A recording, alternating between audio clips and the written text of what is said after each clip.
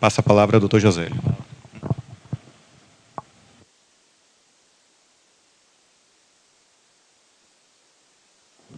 Boa tarde a todos os colegas, delegados, delegadas. Em primeiro lugar, eu queria agradecer ao Leôncio pelo convite que nos fez, parabenizar pela organização do evento. A gente sabe que fazer um evento desse não é simples, não é fácil. A gente está participando da organização de um. A única restrição que eu faria aqui para um maranhense, isso aqui é quase um frio polar, mas vale a pena pela oportunidade de estar conversando com vocês.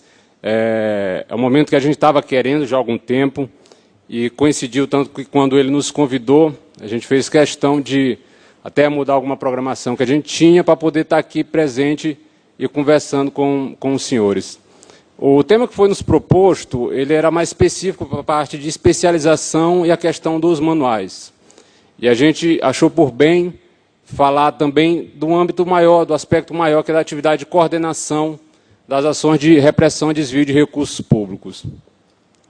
E aí, nesse sentido, a gente preparou algo dentro também da linha do que foi proposto em termos de tempo, para se adequar, mas levando a mensagem que a gente quer passar para os senhores.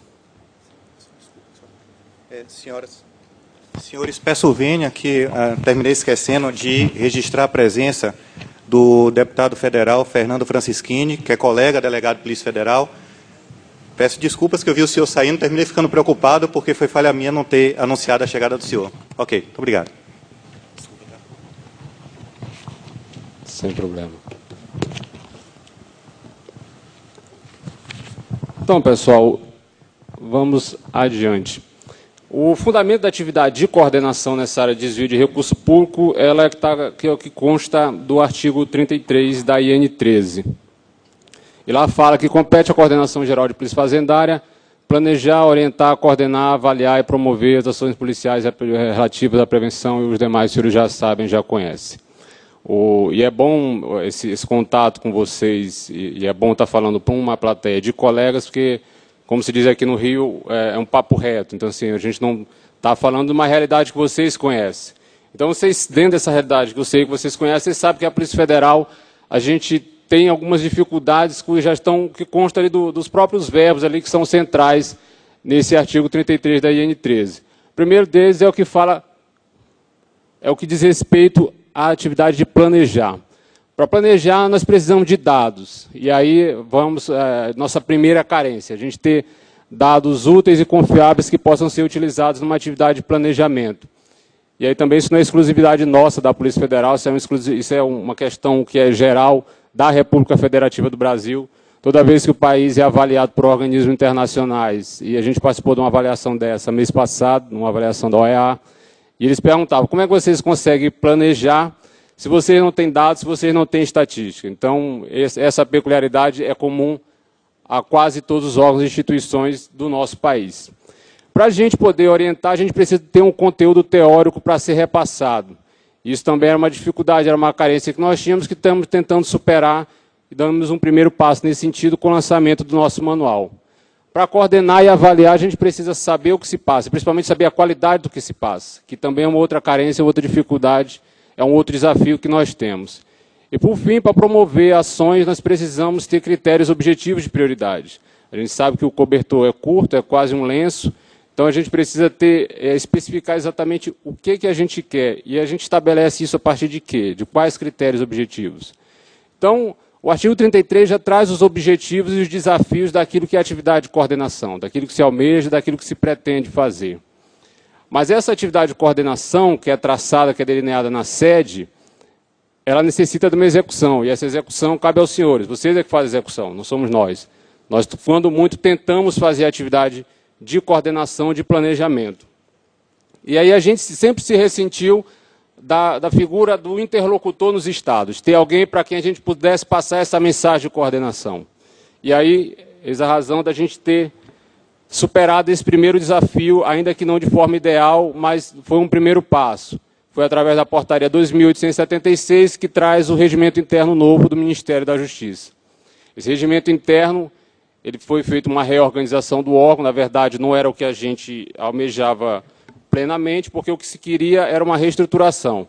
A reestruturação ela implicaria aumento de custos, porque iam ser criadas funções, ia ter um custo orçamentário para o órgão. Dentro desse quadro não foi possível essa reestruturação, o que se fez foi uma reorganização, ou seja, pega a estrutura do órgão que já está lá disposta, que já está plantada, e adequa para atender uma necessidade, algo que seja premente, que a gente precisa combater, que é a questão da repressão aos desvios de recurso público. Dentro dessa realidade, foi criado, no âmbito da CGPFAS, um serviço de repressão a desvio de recursos públicos. Além disso, foram criadas 17 delegacias especializadas na parte de repressão a desvio de recursos públicos e crimes financeiros. É o modelo ideal? Não, tenho plena consciência que não é. É melhor do que o que se tinha antes? Com certeza é. Então, o que a gente almeja, o que se busca é criar uma coordenação de repressão a desvio de recursos públicos com 27 delegacias especializadas só nessa matéria. Mas, como ainda não foi possível fazer isso, foi o que se conseguiu fazer nesse primeiro momento. Tá, e qual a atribuição dessa delegacia? O que ela tem de peculiar a ela? Para a parte de desvio de recurso público, a atribuição dela é essa que está aí no slide. Apurar os crimes praticados contra a administração pública brasileira, definido no título 11 do Código Penal e em leis extravagantes, quando implique na obtenção de vantagens indevidas ou subtração de verbas públicas por agente público ou particular, ressalvadas as atribuições das demais delegacias especializadas quando os crimes acima forem conexos às respectivas atribuições. Isso quer dizer o quê? Corrupção praticada, ou corrupção, ou qualquer ato de desvio de recurso que implique em prejuízo à administração praticado por agente público ou privado, que implique também na obtenção de vantagem devida, é a atribuição dessa delegacia. Se você tem um caso corrupção de PRF, é a atribuição dessa delegacia? É. Se você tem um caso de corrupção de PRF como matéria acessória de uma investigação principal de entorpecente, é a atribuição dessa delegacia? Não. Aí vai para a especializada. Da mesma forma, corrupção de servidor do INSS na concessão de um benefício previdenciário, é a atribuição de quem? Deleprev. Fraude numa licitação realizada pelo Ministério da Previdência, a atribuição é dessa delegacia. Essa normatização, na verdade, ela não saiu em N, mas ela já consta de um ofício circular que foi expedido pela DICOR, foi endereçada a toda a superintendência, com certeza os superintendentes regionais dos senhores já devem ter conhecimento dela. E é a partir dela que está se pautando. Em termos objetivos, isso implica em quê? Quais são os tipos penais que resultam como atribuição dessa delegacia? São esses tipos penais aí. São 6 do Código Penal: o peculato, a inserção de dados falsos, a concussão, a corrupção passiva e o tráfico de influência. O Decreto-Lei 201, que é o decreto que trata dos crimes cometidos por prefeito, nós temos nele o artigo 1º, inciso 1, 2 e 3, e esses tipos penais da Lei 8666, que trata de crimes em licitações e contratos públicos. Isso em termos de números, isso implica em que na realidade nossa? Os números são esses aí. Um total de 11.326 inquéritos, sendo que desse o destaque principal são exatamente para os crimes do Decreto-Lei 201. São 3.680 inquéritos, seguido pelo artigo 312, peculato, com destaque também para os artigos da 8666. Tá. Esses são os desafios, esses são os dados, e aí o que se pretende fazer? E essa é a razão principal dessa conversa nossa aqui. A gente dar conhecimentos para vocês, deixar vocês a par do que se planeja fazer, até para que a gente receba também um feedback dos senhores, para que isso possa ser melhor planejado e também executado. A gente sabe que a gente tem uma série de áreas que precisam ser aprimoradas, precisam ser incrementadas, e isso aí passa necessariamente pela atividade dos senhores. O que a gente concebe em Brasília é a partir do que vocês trazem para a gente, do contato que nós temos com os senhores. Então, há uma série de coisas que se pretende implementar nessa área. Nós já temos uma teoria do problema. Essa teoria do problema ela vai ser implementada à medida que se conhece a realidade. E aí eu pediria para o amigo lá do apoio lá para dar um clique em cima desse mapa do Brasil, por favor. Tá, então a gente precisa conhecer a realidade, conhecer os problemas, não se quer teorizar só dentro de sala lá em Brasília. E a melhor forma de fazer isso é indo até os estados. Então a gente tem um plano de visita, de coordenação em loco, ele contempla, nós irmos em todas as unidades da federação. Ainda esse ano nós já fomos em 9 estados, na verdade a ideia é ir 2 vezes em cada estado da federação ainda esse ano. talvez não seja possível, mas com certeza em todos nós iremos e em alguns nós iremos mais de uma vez. Essa visita aos estados era o objetivo o quê? A gente conhecer as dificuldades nas investigações da área de desvio de recurso público. Conversar com vocês, saber quais são os problemas, saber o que vocês têm enfrentado de dificuldade. Identificação de carência de capacitação. A gente vai falar um pouco mais à frente da parte de capacitação, mas a gente sabe que isso é um calcanhar nosso também. É uma área que a gente tem de se ater, tem de buscar sempre implementar e melhorar. Então, nessa visita que nós fazemos nos estados, nós reunimos, conversamos com os senhores, as pessoas que já são dos estados, que nós já fomos, sabem como é que funciona esse procedimento. Nós ouvimos os senhores para saber quais as carências, quais as dificuldades que vocês têm em termos de conhecimentos específicos dessa área e que a gente sabe que tem conhecimentos específicos que precisam ser passados para as equipes de investigação. E a partir dessa realidade que a gente se defronta, que a gente se depara, é elaborado um relatório de situação de como se encontra aquela unidade da federação, aquela superintendência com relação às suas ações de repressão e desvio de recursos públicos.